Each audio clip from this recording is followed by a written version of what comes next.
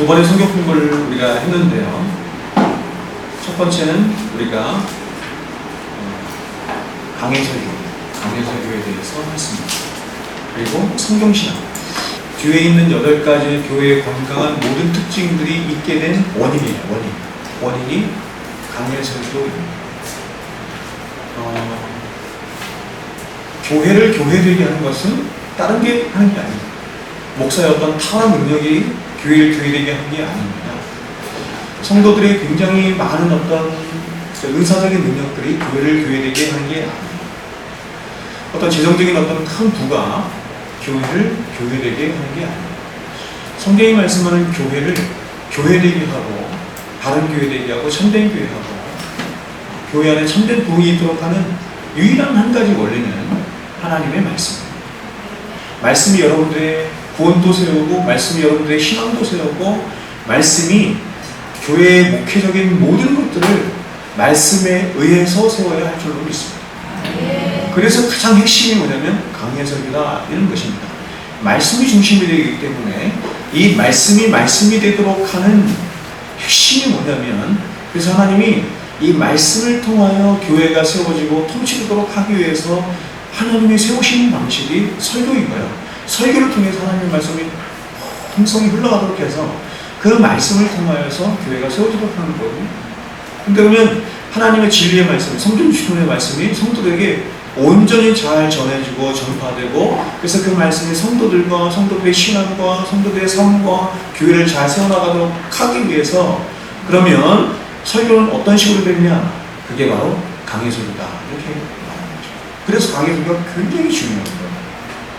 말씀의 사랑을 하는 것인데 그것은 단순히 나의 가슴을 가슴 뭉클뭉클하게 하고 뭔가 그냥 사람들이 흔히 말하는 은혜 받았어 라고 하는 목사님의 말이 굉장히 유수하거나 화려하거나 그런 것이 아니라 하나님의 진리의 말씀을 그대로 잘 전해주는 강해 설교하는 목사님인가 하는 것을 보면 됩니다. 하나님의 말씀에 의해서 세워지지 않는 모든 것은 다 영적인 것이 아니에요. 또는 하나님이 기뻐하시는 것이 아니에요. 그건 교회가 아니에요. 성경이 말씀하는 교회가 교회지 성경이 말씀하는 대로 세워지지 않는 교회는 그냥 인간들이 자신들끼리 세운 거야. 자, 회심에 대한 성경적 이해 보겠습니다. 복음이 우리를 구원하는 구원의 원리예요. 그래서 중요하죠. 복음이 없으면 사람이 구원을 받을 만한 어떤 것이 없어요, 세상에. 예배라고 하는 말 자체가 하나님을 높이고 하나님을 경외하는 거, 하나님을 찬양하는 것. 근데 하나님을 믿지도 않는 것은 무슨 어떻게 하나님을 찬양해요? 그래서 여러분 제가 늘 말씀드렸던 것은 열린 예배, 구도자 예배 이런 예배 다 예배 아니야. 예배가 될 수 없는 거야. 복음이 우리를 구원하는 구원의 원리예요. 그렇다고 한다면 회심은 뭐냐? 그에 대한 뭐예요? 신자의 반응이요. 이 말은 회심을 하지 않고는 뭐가 될 수 없다? 그리스도인이 될 수 없다. 사람들은 교회 와가지고 그냥 교회 등록카드 쓰면 그 교인이 되는 줄 알아. 그 지상교회지. 지상교회가 그걸 받아주는 이유는 뭐냐면 지상교회 안에는 참된 그리스도인도 있고 거짓 그리스도인도 있기 때문이에요.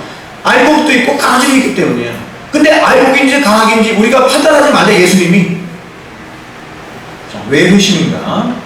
그리스도인은 누구이며 어떤 사람인가를 규정해주는 구원의 원리겠습니다. 여러분, 회심에 이르지 않으면 그리스도인 될 방법이 없어요. 교회를 천년만년 다닌다고 해도 그 사람은 회심하지 않으면 구원받는 게 아닙니다. 하나님 앞에 항복하는 게 구원이 아니에요.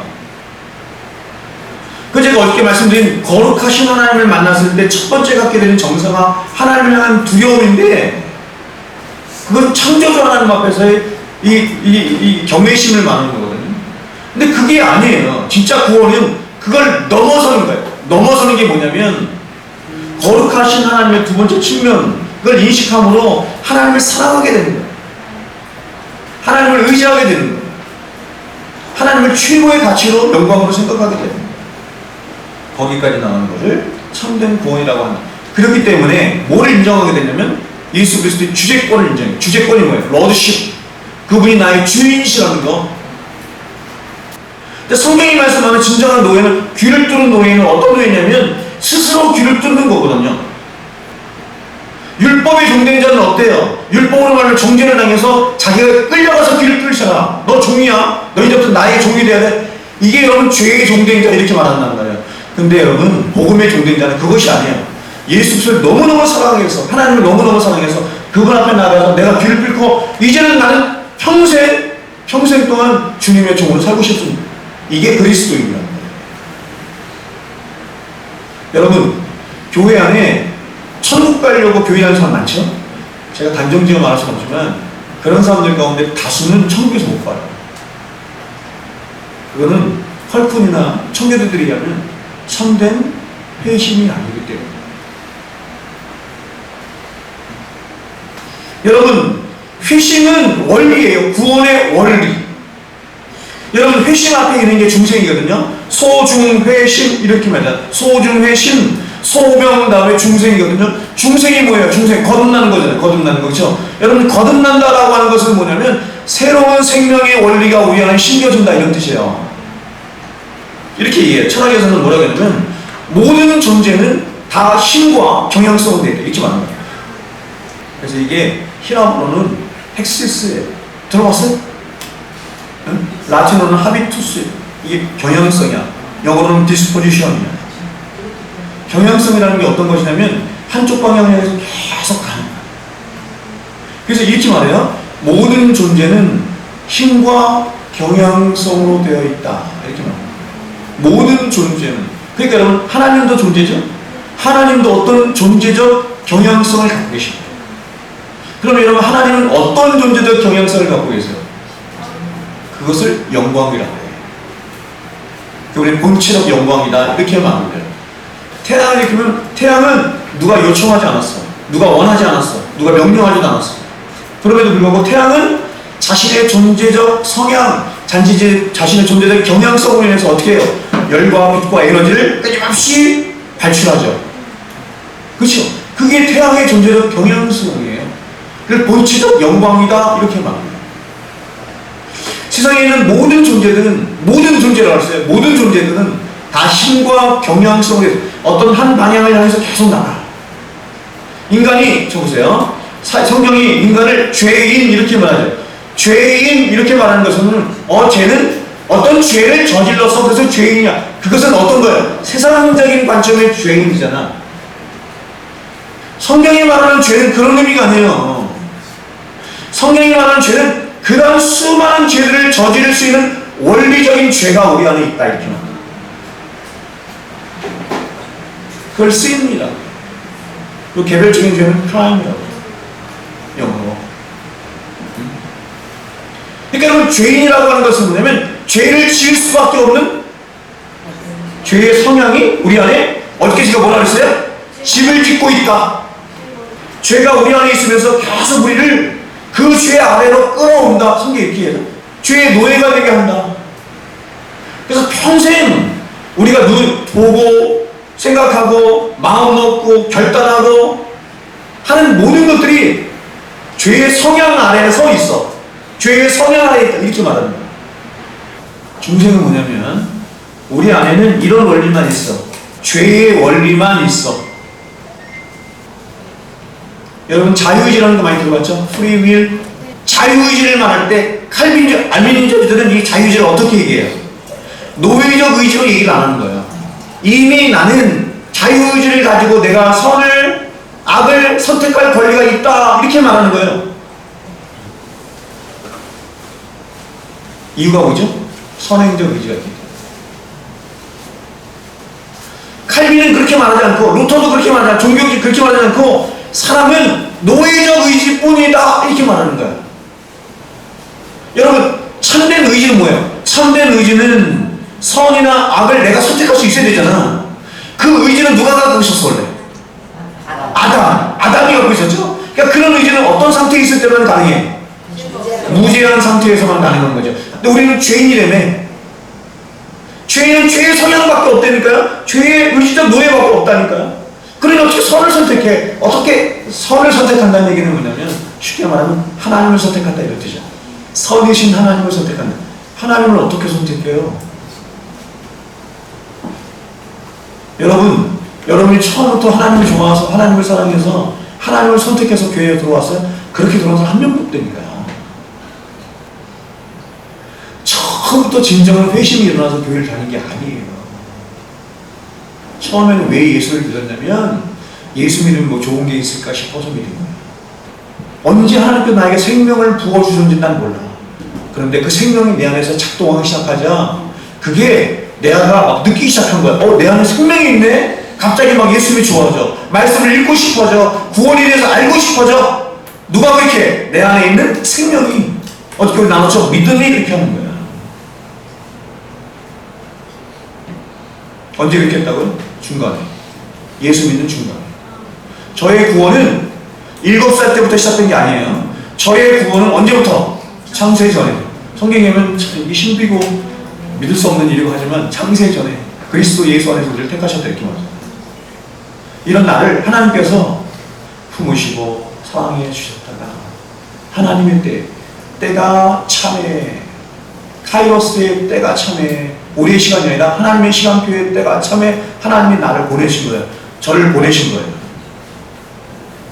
회심사건 이후와 이전은 완전히 달라. 야곱의 일생이 회심사건, 야곱과 사건 이전과 이후가 완전히 달라요. 여러분, 그 회심사건 이후에 그가 죄를 짓지 않았다는 얘기가 아니에요. 그러나 하나님을 향해 나아가는 그의 이 삶의 이 디스포지션이 완전히 달라. 중생하고 회심의 차이는 중생은 무의식 속에서 영적으로 죽어있는 상태에서 이런 뜻이야. 에스겔 골짜기에 마른 뼈들밖에 없네? 죽어있잖아요. 거기 생명력이 없잖아. 근데 하나님이 부르시죠. 부르시자 그 에스겔 골짜기의 뼈들이 어떻게 돼? 소생하잖아. 살이 붙고 힘줄이 붙고 근육이 붙고 또 피가 돌면서 살아있는 생명체가 되잖아요. 부르시는 거예요. 부르심이 가장 먼저. 두 번째는 뭐냐면 사람의 영혼 안에 하나님께서 생명을 심어주시는 거예요. 그 중생은 어떻게 일어난다? 물과 성령으로. 그래서 중생은 우리의 인식 세계 안에서 있는 게 아니에요. 일어나는 일이 아니에요. 하나님 우리를 구원하시는 소명이나 중생은 우리의 인식 세계 안에서 일어나는 게 아니에요. 이게 언제 일어났다고? 창세전에 그리스도 예수 안에서 일어났어요. 하나님 우리를 보내시고 우리와 만나주셔서 이제 우리 안에 있는 생명이 작동하도록 하나님께서 성령을 보내셔서 역사하시는 거예요. 그러자 우리 안에 있는 생명이 자꾸 자기를 증명하려고 하네. 바깥으로 드러나는 열매로서 생명을 증명하려고 해. 그래서 자꾸 느껴져. 예전보다 자꾸 주님을 더 알고 싶은 마음이 자꾸 생겨. 누가 해? 내 안에 있는 생명이. 하나님 말씀을 더 막 듣고 싶은 거야. 하나님 앞에 나가 기도하는 마음이 기도하고 싶은 마음이 막 생기는 거야. 막 회개하는 마음이 생기는 거야. 사람들은 그걸 죄라고 여기지 않는 나는 그걸 죄라고 여기는 거야. 거룩한 마음이 더 막 들어. 누가 한다? 내 안에는 생명이 이렇게 한다. 그거를 회심이라고 한다. 내가 가던 길에서 회개하고 돌이켜서 반대 방향 하나님을 향해서 가는 일은 일생에 한 번은 나는 거야. 한 번. 이게 좁은 힘의 회심이야. 그러나 넓은 힘의 회심은 뭐냐면 그 안에 생명이 심겨져 있으므로 평생에 걸쳐서 그 일이 계속 일어나. 두렵고 떨림 안에서 어저께 제가 계속해서 이걸 성화라고 해. 성화가 아니라 계속해서 그 일이 반복되는 거야. 계속해서. 왜 하나님께서 계속 이 일을 하게 하시느냐? 구원의 목적이 어디에 있기 때문에? 하나님과의 관계예요. 관계. 전적인 의존의 관계다. 그게 하나님의 창조의 목적이거든요. 하나님이 사람을 창조하신 목적이 거기 있거든. 그렇게 창조된 존재에 있는 모습을 그대로 보시면서 하나님 뭐라고 하셨다? 좋다 하셨다. 그게 토브다. 그게 성경이 말하는 선의 개념이다. 아름다움의 개념이다. 이런 뜻이에요. 그러니까 여러분, 어떤 게 아름다운 거냐면 어떤 게 좋은 거냐면 하나님이 창조하신 모습 그대로 있을 때 좋은 거예요. 회심의 정도는 사람마다 다 정도의 차이가 있어. 이렇게 얘기해요. 어떤 사람은 눈물 한 방울 흘리지 않고 회심하십니다. 회심은 가다가 돌아서는 거잖아. 좁은 힘의 회심이 그거잖아요. 그런 회심은 구원받은 모든 자에게 일어나는 것인데 그게 어떤 사람에게는 굉장히 강렬하게 나타나는 사람도 있고 어떤 사람에게는 그렇지 않은 사람도 있어요. 자기가 이게 회심이구나라고 인식하지 못할 정도로 그렇게 일어나는 사람도 있는 거예요. 근데 이게 회심이 진짜인 이유는 뭐냐면 그 이후로 이 사람은 계속해서 주를 향해서 핵시스한 거거든, 하비투스한 거거든, 신과 경영성을 나누는 거거든. 그래서 이것을 조금의 회심이라고 말하는 거예요. 그래서 바비크가 얘기하는 게 뭐냐면, 청교도들은 이 회심을 자꾸 이 굉장히 격려하고 막 이런 회심만을 청교도들이 얘기하니까, 바비크가 얘기하기를 사람마다 얼마나 다양하고 하나님 창조하신 사람이 얼마나 그런데 그렇지 않다. 그래서 그렇게 아주 일률적으로 사람을 이야기하는 것은 위험할 수 있다. 이렇게 헤르만 바빙크가 교회의 존재의 이유가 뭐냐면 사람을 회심시켜 사람을 참된 하나님 백성들에게 만들도록 하나님께서 세우신 이 땅의 신적 기관이 교회인 거야. 그러므로 사람을 회심에 이르지 못하게 하는 교회는 교회도 아닌 거야. 성령님이 하시는 가장 중요한 일은 사람을 회심시키는 거야. 사람을 구원에 이르는 거야. 사람을 거룩에 이르는 거야. 근데 그 성령께서 우리를 구원에 이르고 우리를 거룩에 이르기 위해서 우리 안에서 하시는 가장 중요한 일이 요한복음 6장에서 뭐라고 하냐면 죄에 대해서, 의에 대해서, 심판에 대해서 너희를 책망하려 합니다. 이렇게. 그 성령님은 우리 안에 오셔서 뭐 하길 원하세요? 위로하길 원하셔요. 평강을 주길 원하세요. 이게 사람들이 잘못하니까 사람들은 그냥 어줍지 않은 친절이나 어줍지 않은 평강이나 이런 걸 성령이 주신 평강이라고 생각해.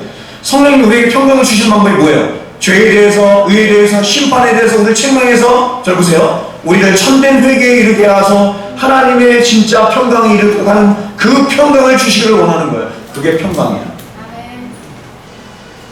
구원받은 백성임에도 불구하고 마치 내가 구원받지 못한 자인 것처럼 자신 안에 두려움과 떨림이 있는 것은 너무너무 자연스러운 거예요. 그러면 이게 언제까지 있느냐? 사도 바울 보세요. 제가 어떻게 얘기했잖아요. 내가 다른 사람에게 전파하면 내가 도리어 버림이 될까? 여러분, 사도 바울이 그랬어요. 율법적 회개는 뭐냐면 지옥 가는 게 두려워서 회개하는 거예요. 다른 말로 할게요. 그냥 쉬운 말로 할게요. 지옥 가는 게 두려워서 교회 다니고, 지옥 가는 게 두려워서 예수님 믿고, 천국 가고 싶어서 예수 믿는 거예요. 이걸 율법적 회개라고 해요. 그러니까 이런 회개로는, 이런 믿음으로는 구원을 못 받는다는 거예요. 그럼 진짜 회개가 뭐냐? 진짜 믿음이 뭐냐? 우리를 구원하는 믿음이 뭐냐? 우리를 구원하는 회개가 뭐냐? 그게 복음적 회개요, 복음적 믿음이다. 이렇게 말합니다. 복음적 회개요, 복음적 율법은 뭐예요? 복음으로 말미암은 회개예요. 복음은 이 두 가지를 다 포함하는 거예요. 하나님의 사랑과 하나님의 공의를 함께 포함하는 거예요. 하나님을 향한 두려운 마음과 하나님을 사랑하는 마음이 함께 포함되어 있는 거예요. 그래서 복음적 회개를 하는 사람은 어떻게 돼요? 하나님을 두려워하는 것을 넘어서, 지옥 가는 게 두려워하는 것을 넘어서 어떻게 하나님을 사랑해요. 얼마큼 사랑해요? 하나님과 함께 할 수 있다고 하면 지옥 끝까지도 함께 가요. 그러면 여러분, 그런 하나님을 향한 목마름, 하나님을 향한 이 사랑은 무엇이 가능하게 해요? 그게 예배인 거야. 그게 예배고, 말씀이고, 기도야. 예배, 말씀, 기도, 예배, 말씀, 기도, 예배, 말씀, 기도. 다른 방법 없어요. 다른 방법 없어요. 그래서 예수께서 말씀하신 거예요. 말씀과 기도로만 거룩하여져요. 말씀과 기도 외에는 이런 유가 나갈 수가 없어요. 사람들은 자꾸 얘기해. 자연으로 나가서 막 자연 만물을 보면서 내 마음이 깨끗해지고 성화돼. 택도 없는 얘기예요. 아니에요? 아니야. 여러분, 그걸 한다고 해서 하나님의 은혜가 충만히 임한다는 건 아니에요. 그러나 하나님의 은혜를 주시는 수단은 그거밖에 없기 때문에 말씀과 기도와 예배, 말씀과 기도와 예배. 주일날 와서 예배 한 번 드리는 것은 그냥 목숨이 딱 붙어 있는 거다. 왜 교회에 자꾸 나오니? 그러면 안 된대. 교회에는 일주일에 한 번만 오는 거래. 자꾸 그런 얘기를 해. 여러분은 그리스도의 군사로 세상에 나가서 군사로 살래. 저는 동의 못해요. 저는 절대 동의 못해요. 성경에 보세요. 여러분, 하나님이 그렇게 말씀하시나, 그렇게 하라고 하나, 그렇게 기도하지 않고, 그렇게 말씀 듣지 않고, 주일날 딱 한 번 와서, 한 번, 그치, 요즘 목사들 설교 25분 하죠. 25분, 30분 설교. 그것도 딴소리 하다가. 그거 하고, 이 목소리 붙을 수 있겠어요? 얘 설 수 있겠냐고. 그런 기다락하는 말씀을 듣고, 그렇게 신앙생활 하면서도, 아이고, 나는 괜찮아. 그게 그리스도인이에요. 그래서 여러분이 기도하셔야 돼. 그리고 더 말씀 드려야 되고, 바쁘면 저녁에 나가서 기도해야 되고, 그리고 여러분이 말씀을 집에서 자꾸 읽어야 돼. 자꾸. 그 성막에 들어가면, 여기 들어가요. 성막에 들어가면 성막에서 가장 먼저 만나는 게 성막 뜰이 있고 뜰, 그다음에 성소, 지성소 이렇게 된단 말이에요. 정확하게 십자가를 했어요. 근데 거기 7가지 기명이 있는데 처음으로 만나는 기명이 번제단. 그러니까 예수 그리스도의 어린 양의 피를 흘리는 거예요. 그분이 죽으셔야 더 나아갈 수가 있어. 안 죽으면 안 돼. 그 다음에 만나는 게 뭐죠? 물두멍은 뭘 얘기하는 거예요? 말씀. 하나님의 말씀으로 시키지 않고 날마다 하나님 말씀 시키지 않으면 더 이상 한 발자국 못 가는 거예요. 더 이상. 그런데 성막에서는 이 물두멍을 물두멍 이랬어요. 근데 성전에서는 이걸 뭐라고 불렀어요? 하나님이 뭐라고 불렀냐면 바다 이렇게 불렀어요. 놀랍게도 성막에 있는 물두멍도 그렇고 성전에 있는 놋바다도 그렇고 성경에 있는 7계명들 중에서 7계명 중에서 유일하게 치수가 나와 있지 않은 유일한 한 가지 계명이 놋바다예요. 다 치수가 나와 있어. 어떻게 몇 센치 어떻게 해서 지어야 되는지 다 나왔는데 놋바다만 안 나와 있어. 무슨 뜻이에요? 하나님의 말씀을 읽고 말씀을 묵상하고 말씀을 더해도 그 말씀은 부족함이 없는 말씀. 네? 어떤 사람이 이렇게 얘기해요. 난 하루에 2시간씩 성경을 읽어요. 2시간씩 말씀을 봐요. 난 너무 지나친 것 같아요. 놋바다가 말하는 거야. 아니야. 말씀은 많으면 많을수록 좋은 거예요. 그래서 바다야. 이름도 바다야. 바다. 바다처럼 말씀 우리 안에 충만히